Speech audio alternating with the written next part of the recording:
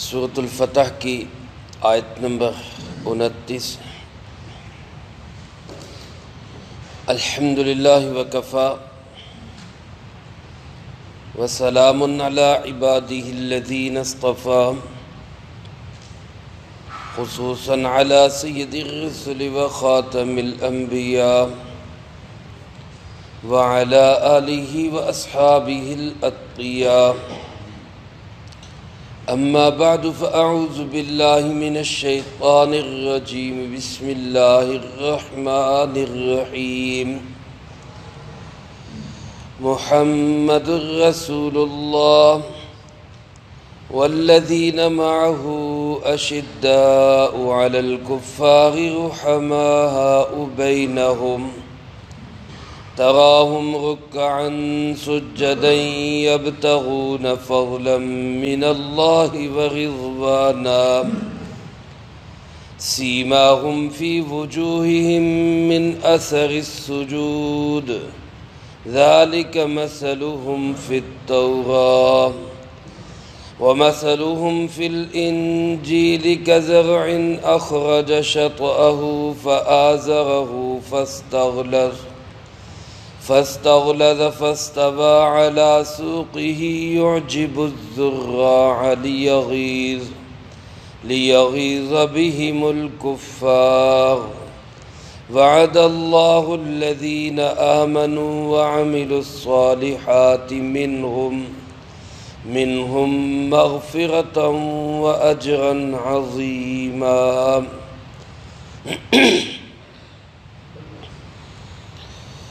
اس آیت مبارکہ کا ترجمہ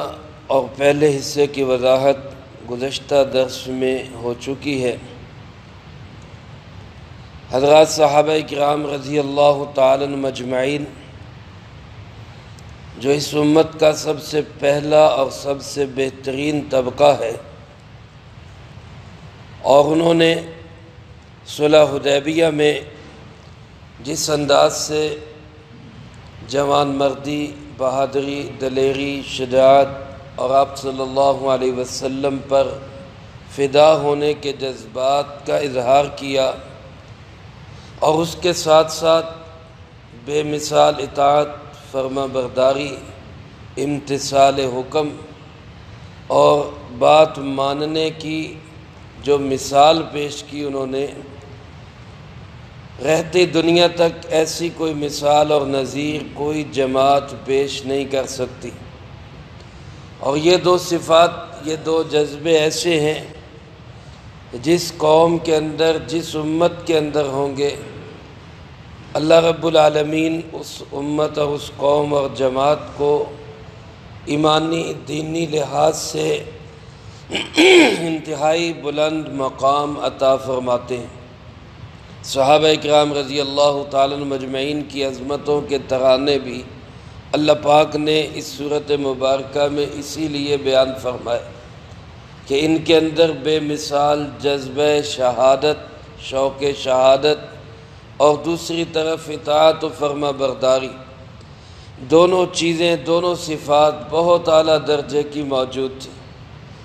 چنانچہ اللہ پاک نے ان کی عظمتوں کو بیان فرماتے ہوئے ایک مثال ان کی یہ دی، فرمایا ان کی علامت اور پہچان یہ ہے کہ ان کے چہروں میں نماز کے آثار نظر آتے ہیں۔ گزشتہ درس میں عرض کر چکا ہوں کہ ان نشانات اور آثار سے مراد ماتھے پہ پڑنے والے کالے نشان نہیں ہیں، بلکہ اس سے مراد نماز اور عبادت کا وہ خاص نور ہے جو اللہ رب العالمین چہرے پہ، آنکھوں میں، پیشانی پہ رکھتے ہیں۔ اللہ پاک عبادت کا یہ نور ہم سب کو نصیب فرمائے۔ اس کے بعد اللہ پاک نے فرمایا ذالک مثلہم فی التوراۃ، یہ مثال ہے ان کی تورات میں، ومثلہم فی الانجیل،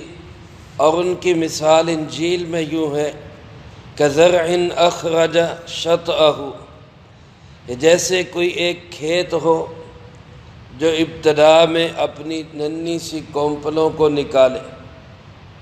شطأ کہتے کسی بھی فصل کی جو ایک چھوٹی سی جو شاخ اور ٹہنی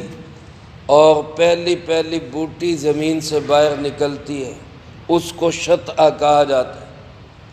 فرمایا وہ پہلی بوٹی نکلتی ہے، وہ سوئی کی طرح کمزور اور بالکل وہ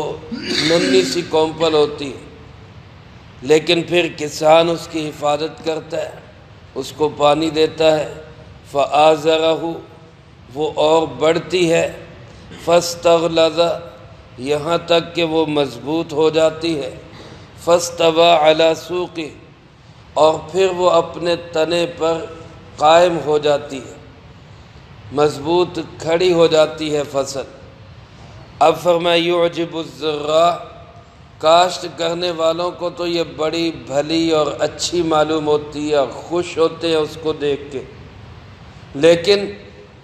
جو کھیت کا حاسد ہوتا ہے، کھیت والے کا دشمن ہوتا ہے، وہ اس کی اس فصل کو دیکھ کے لیغیظ بہم الکفار، وہ اس سے جلتا ہے، وہ سڑتا ہے۔ یہ مثال دی اللہ نے صحابہ کرام رضی اللہ تعالیٰ مجمعین کی کہ جب اس جماعت کا آغاز ہوا تو یہ ایک چھوٹی سی جماعت تھی۔ ایک وقت وہ بھی تھا اس روئے زمین پر کہ جناب محمد کریم صلی اللہ علیہ وسلم کے ساتھ صرف 3 لوگ تھے، عورتوں میں حضرت خدیجہ رضی اللہ تعالیٰ عنہ، مردوں میں حضرت ابوبکر صدیق رضی اللہ تعالیٰ عنہ، اور بچوں میں حضرت علی کرم اللہ وجہ۔ ان 3 کے علاوہ کوئی نہیں تھا۔ پھر ایک وقت وہ آیا کہ دنیا نے دیکھا کہ یہ کھیت اور یہ فصل تیار ہوتی گئی، یہاں تک کہ اس کو یہ عروج ملا کہ پھر دنیا ان کو دیکھ کے اپنے صفات سیدھی کیا کرتی تھی۔ اللہ نے اس جماعت کو بڑی بلندی اور بڑی ترقیات عطا فرمائی۔ اب اس جماعت کو دیکھ کے رسول اللہ صلی اللہ علیہ وسلم اور اللہ پاک تو خوش ہو رہے ہیں، لیکن اسی جماعت کی اس صورتحال کو دیکھ کے منافق، کافر، حاسد، بے ایمان، وہ اس جماعت کو دیکھ کے وہ جلتا ہے، وہ سڑتا ہے۔ یہ مثال اللہ پاک نے بیان فرمائی۔ تو ایک مثال سجدوں کے نشان والی، ایک مثال یہ کھیت والی، درمیان میں 2 لفظ آئے، ذالک مثلہم فی التوراۃ ومثلہم فی الانجیل۔ ان کو پڑھنے کے انداز سے ان کے ترجمے میں فرق ہوگا۔ اگر تو ہم وقف کریں ذالک مثلہم فی التوراۃ پہ، یعنی اس کو یوں پڑھیں سیماہم فی وجوہہم من اثر السجود ذالک مثلہم فی التوراۃ، تو اس کا ترجمہ یہ بنے گا کہ صحابہ کے چہروں کی چمک اور نورانیت والی مثال یہ تورات کے اندر ہے۔ وَمَثَلُهُمْ فِي الْإِنْجِيلِ كَزَرْعٍ أَخْرَجَ، انجیل پہ وقف نہ کریں، تو یہ اس کا ترجمہ یوں بنے گا کہ انجیل میں ان صحابہ اکرام کی مثال وہ کھیت کے ساتھ دی گئی۔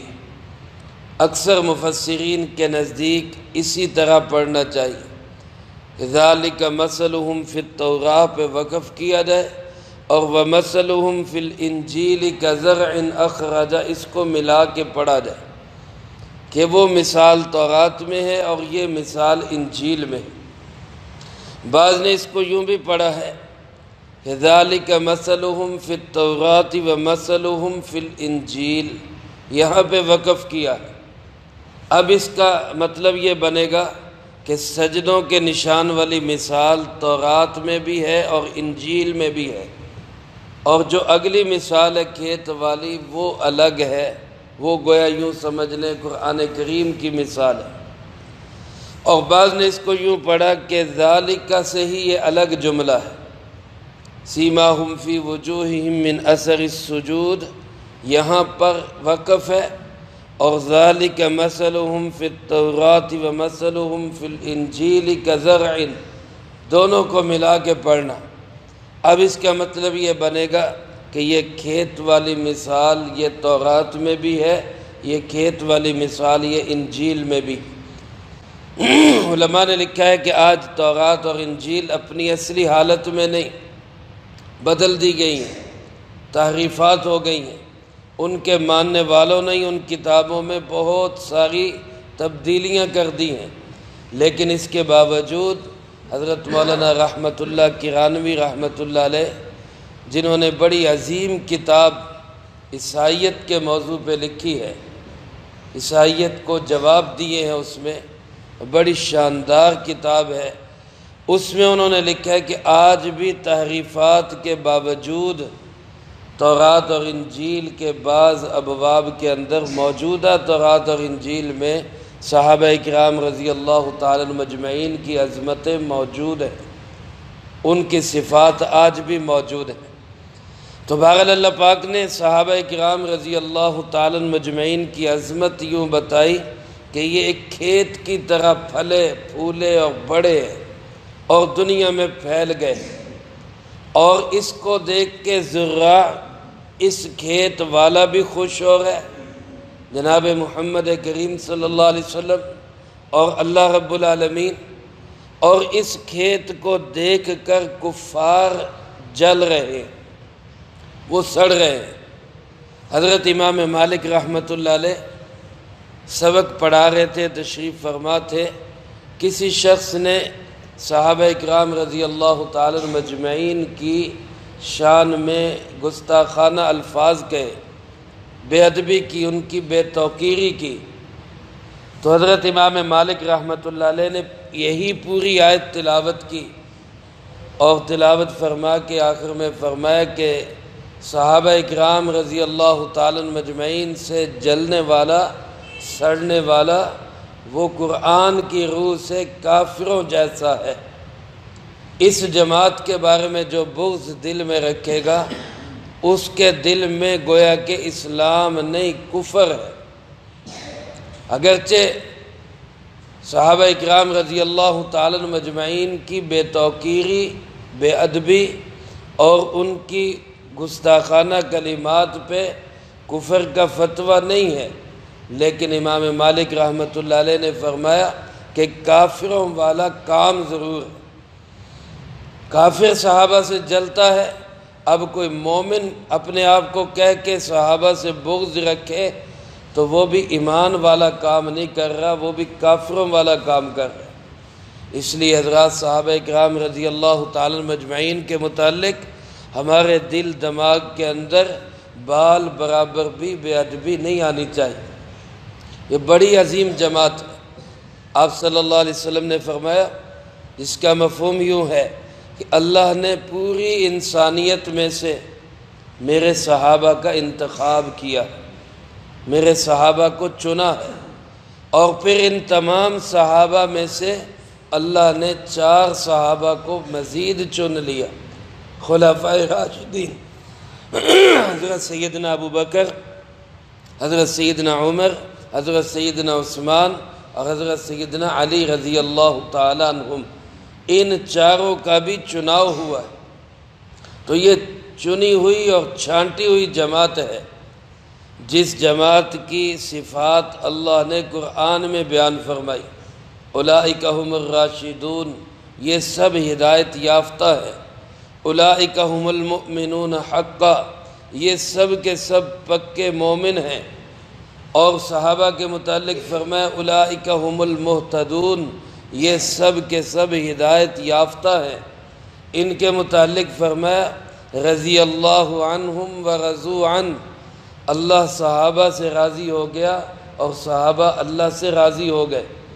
اور ان صحابہ اکرام رضی اللہ تعالی مجمعین کو معیار حق بناتے ہوئے مجھے اور آپ کو بعد میں آنے والوں کو یہ کہا فَإِنْ آمَنُوا بِمِثْلِ مَا آمَنْتُمْ بِهِ، اگر تم ان صحابہ جیسا ایمان لاؤ گے تو پھر تمہارا ایمان قابل قبول ہوگا۔ یہ ساری صحابہ کی صفات جو قرآن نے بیان فرمائی، تو جس جماعت کی عظمتوں کو، جس جماعت کی شانوں کو اللہ کا قرآن بیان کرے، آج ہم اس کے بارے میں دل میں میل رکھیں تو ہم سے بڑا بدبخت کون ہو۔ کسی کے دل میں ایک صحابی کے متعلق بھی میل آ جائے اس سے بڑا بد نصیب انسان کوئی نہیں۔ اس لیے تمام صحابہ کے ساتھ اور تمام اہل بیت کے ساتھ ہمیں دل و جان سے عقیدت اور محبت ہونی چاہیے۔ رسول اللہ صلی اللہ علیہ وسلم کی مشہور حدیث ہے جو ہر جمعہ کے خطبہ میں پڑھی جاتی۔ آپ نے 2 دفعہ اللہ کا نام لے کر اللہ اللہ فی اصحابی، گویا اللہ کا واسطہ دیا، اللہ سے ڈرنا میرے صحابہ کے بارے میں۔ لا تتخذوہم من بعدی غرضا، میرے بعد ان کو اپنی تنقید کا نشانہ نہ بنانا، ان پہ اپنی تنقید کے نشتر نہ چلانا۔ تاریخی روایات کو دیکھ کر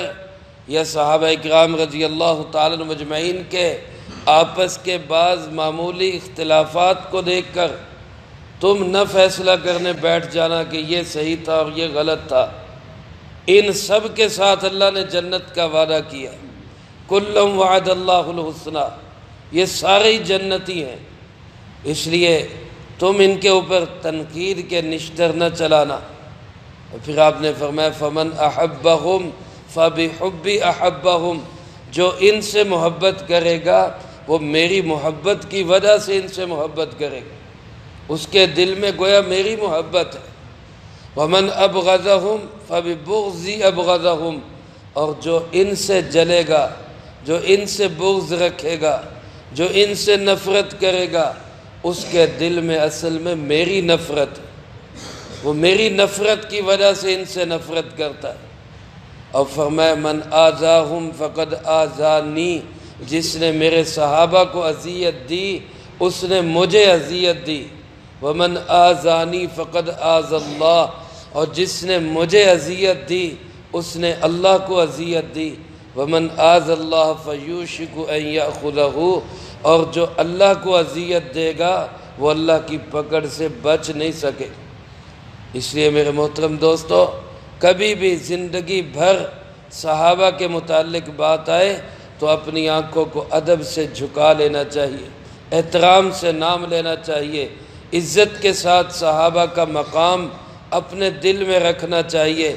کوئی کالا انسان، بدبخت اور بد نصیب انسان اس جماعت پر تنقید کرنا چاہے تو اس کا منہ بند کر دینا چاہیے، اس کو روک دینا چاہیے، اس جماعت کے متعلق بات نہیں کر۔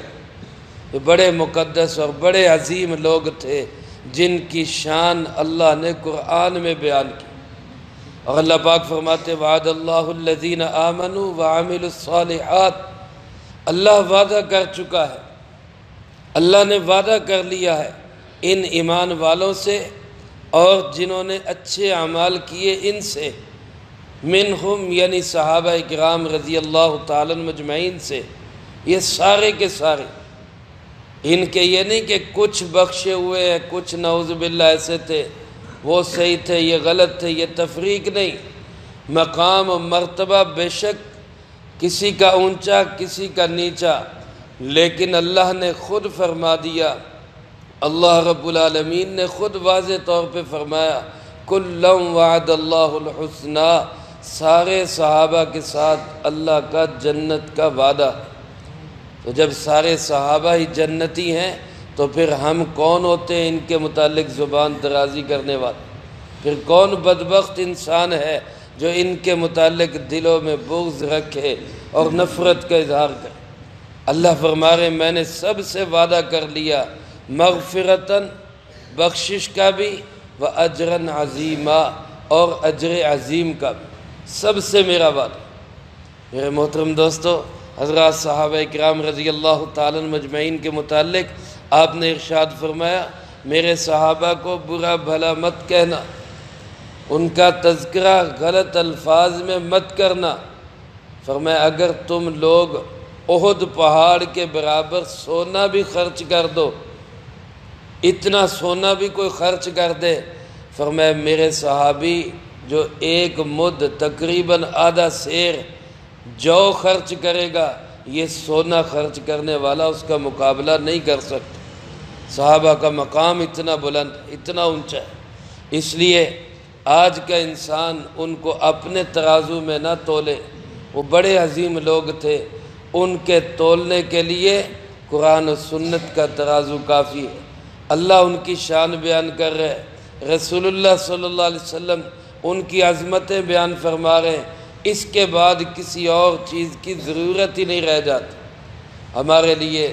قابل عمل جماعت وہ صحابہ کی جماعت ہے۔ اس جماعت کے راستے پہ چلیں گے تو ہم سیدھے راستے پہ ہوں گے۔ آپ صلی اللہ علیہ وسلم نے فرمایا پہلی امتوں میں 72 فرقے بنے، میری امت میں 73 فرقے بنیں گے، 72 جہنم میں جائیں گے، ایک نجات پانے والا ہوگا، ایک کو نجات ملے گی۔ صحابہ نے پوچھا اللہ کے محبوب اس ایک کی کوئی نشانی بتا دیں، تو آپ نے فرمایا ما انا علیہ و اصحابی، جو میرے اور میرے صحابہ کے راستے پہ ہوگا، یہ جماعت ہوگی نجات پانے والی۔ تو میرے راستے پہ اہل سنت، صحابہ کے راستے پہ والجماعت، ہم الحمدللہ اہل سنت والجماعت اس راستے پہ ہیں جو صحابہ کا راستہ، جو رسول اللہ صلی اللہ علیہ وسلم کا راستہ ہے۔ اللہ زندگی کی آخری سانس تک ہمیں اسی راستے پہ گامزن رکھے اور ہمیں دنیا آخرت میں نجات نصیب فرمائے۔ اس لیے نجات حاصل کرنے کے لیے سنت کا دامن تھام لے، صحابہ کا دامن تھام لے، اسی میں دنیا آخرت کی نجات ملے گی۔ جو کچھ کہا سنا اللہ مجھے آپ کو سب کو عمل کر کے دوسروں تک پہنچانے کی توفیق عطا فرمائے۔ اللہم انت السلام ومنک السلام، تبارکت ربنا وتعالیت یا ذی الجلال والاکرام۔ اللہم اعنا علی ذکرک وشکرک وحسن عبادتک۔ اللہم احسن عاقبتنا فی الامور کلها واجرنا من خزي الدنيا وعذاب الآخرة۔